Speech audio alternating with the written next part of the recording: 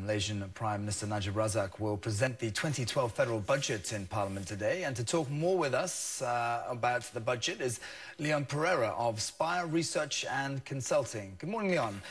Will this be an election budget? Good morning, and thanks for having me on the show. I think this will very much be an election budget. Prime Minister Najib will be seeking to consolidate his political support to take back some of the opposition's one-third of parliamentary seats, some of the state governments the opposition controls, so that he will be in a strong position to pursue the reforms that he's shown a political will for. So I expect more redistribution measures to be seen in this budget that will help the poor, the less well-off. We expect an increase in salaries of civil servants, those paid below 3,000 ringgit. We expect to see more transfer payments to the poor, for example, cash vouchers, redeemable at One Malaysia outlets, and there might be a voluntary reduction in the employees' EPF contribution, which would give Malaysian employees more disposable income. Okay, but do you think the government will commit itself to gradually reducing subsidies for items like gasoline, diesel, sugar, flour and electricity? Well, the government's own performance management and delivery unit has advocated this. Subsidies are clearly an inefficient way to help those who need government help the most. However, I think the government has an eye on the elections right now. I don't expect that there will be any major movement to reduce these subsidies before the election, which I expect will happen in the early part of 2012. At most in this budget, I think the government will specify more of a timetable for reducing those subsidies over the next few years. Okay, do you expect the government to unveil fiscal stimulus plans to shore up flagging growth? I think the fiscal stimulus will come more from redistribution. We don't expect too many new mega projects to be announced. There are already a number of mega projects in the stage of late planning or construction. Those were announced last year under the Economic Transformation Project, under the 10th Malaysia Plan. I don't expect too many new projects that will entail construction, but a fiscal stimulus will come through the redistribution, increasing civil service salaries, and so on. Right. So is the government likely to announce measures to liberalise key services, subsectors such as healthcare, education and professional services?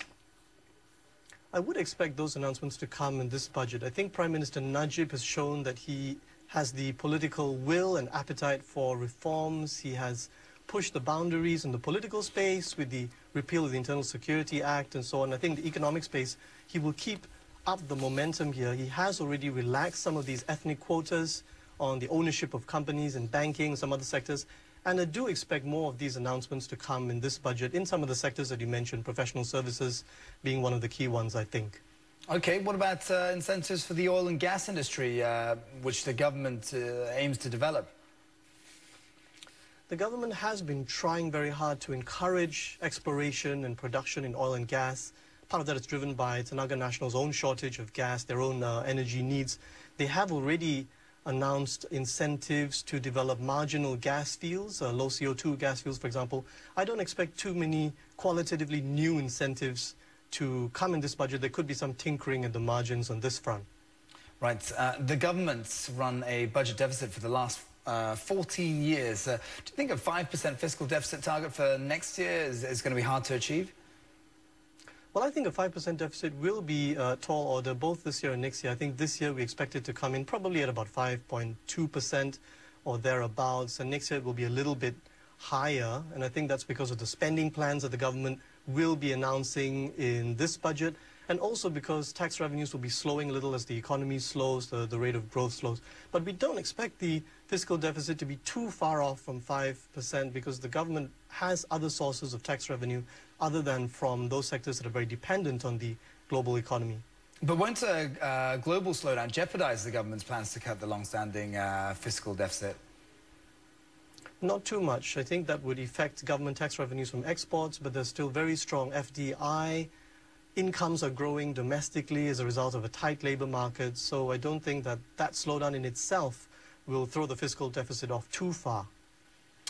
Malaysian economic growth accelerated to a 10-year high of 7.2% in 2010. What about this year? Well, we expect the economic growth to come in at around 4.8%, so that's really coming down from the scorching growth rate last year, but it's still a very decent, very respectable growth rate, driven essentially by two things. Firstly, investment FDI is surging, it's doing very, very well, 21 billion in the first half of this year versus 28 billion for the whole of last year. You also have the ETP projects ongoing. And then the second driver would be consumption. That will get a boost, I think, from the redistributive measures that the Prime Minister will probably announce. And it's also getting a boost from rising incomes, a tight labour market, and not forgetting tourism that is doing well from this region and from the Middle East, not so much from the West. Right, last question for you then, quickly. Annual inflation touched a 27-month high of 3.5% in June this year. What's your forecast for 2011? We'll be expecting inflation to come in at about 3.2% for this year and to be essentially flat going into next year. I think the slowing economy and the strengthening ringgit will be offset by a gradual removal of the subsidies that we talked about after the election. Thanks very much indeed for that, Leon. That was Leon Pereira of Spire Research and Consulting.